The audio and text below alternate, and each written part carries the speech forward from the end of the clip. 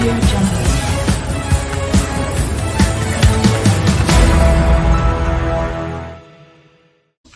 आज एक नया शिगुफा आया शहर में, वन नेशन वन इलेक्शन। अच्छा भाई, क्या है ये कुछ नहीं है, ये इस देश के संघीय ढांचे पर एक जबरदस्त प्रहार है। लेकिन ये असल में एक शिगुफा है, क्योंकि नरेंद्र मोदी जी भी जानते हैं कि इसको पारित कराने के लिए उनको लोकसभा में 362 वोट चाहिए। उनकी एनडीए के पास 293 है, राज्यसभा में भी ये पारित नहीं हो पाएगा, वो जानते हैं। लेकिन ये शिगुफे इसलिए रह रहकर छोड़े जाते हैं जिससे कि इस देश में चर्चा बनी रहे, बेकार के मुद्दों पर असल मुद्दों से ध्यान हटाया जाए।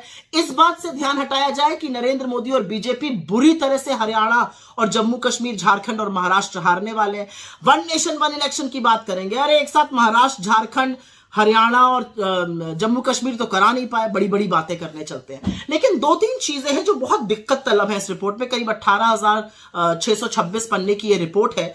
मुझे तो पहली आपत्ति खैर यही है कि इस रिपोर्ट के जो जनक हैं वो एक पूर्व राष्ट्रपति हैं, और ऐसा नहीं करना चाहिए था। पूर्व राष्ट्रपति को इस तरह का चुनावी काम, पॉलिटिकल काम ऐसी इसको नहीं हेड करना चाहिए था। मुझे तो ये भी आपत्ति है कि उस कमेटी में खरगे जी को नहीं रखा गया, जबकि वो नेता प्रतिपक्ष है राज्यसभा में। गुलाम नबी आजाद को रखा गया जो राज्यसभा के मेंबर ही नहीं है। उसमें साल्वे जी हैं जो मोइन कुरैशी के साथ पार्टी करते हैं। खैर, उससे हट जाइए तो उस रिपोर्ट की ही चर्चा कर लेते हैं।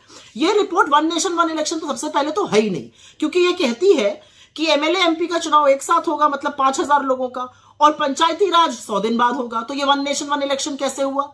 5,000 लोगों का चुनाव एक साथ होगा, फिर पोलिंग स्टेशन बनेंगे, फिर पोलिंग पार्टी बनेगी, फिर बंदोबस्त होगा, फिर सिक्योरिटी फोर्सेस आएंगे, करीब 1.5 करोड़ लोग फिर से लगेंगे इस पूरी प्रक्रिया में, क्योंकि 30 लाख जो निर्वाचित होते हैं हमारे पंचायती राज के लोग, वो तो वन नेशन वन इलेक्शन में आई नहीं, पहली चीज।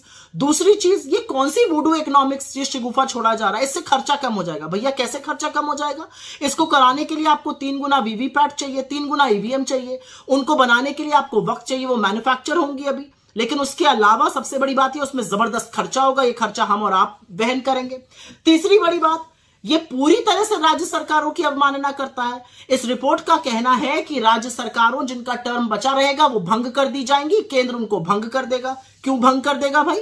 और 17 राज्य सरकारें ऐसी होंगी जो उनका 2-3 साल बचा रहेगा 2029 तक, तो उनको क्यों भंग कर दिया जाएगा और वो क्यों ऐसा होने देंगी? और ये क्यों असंवैधानिक और अलोकतांत्रिक नहीं है?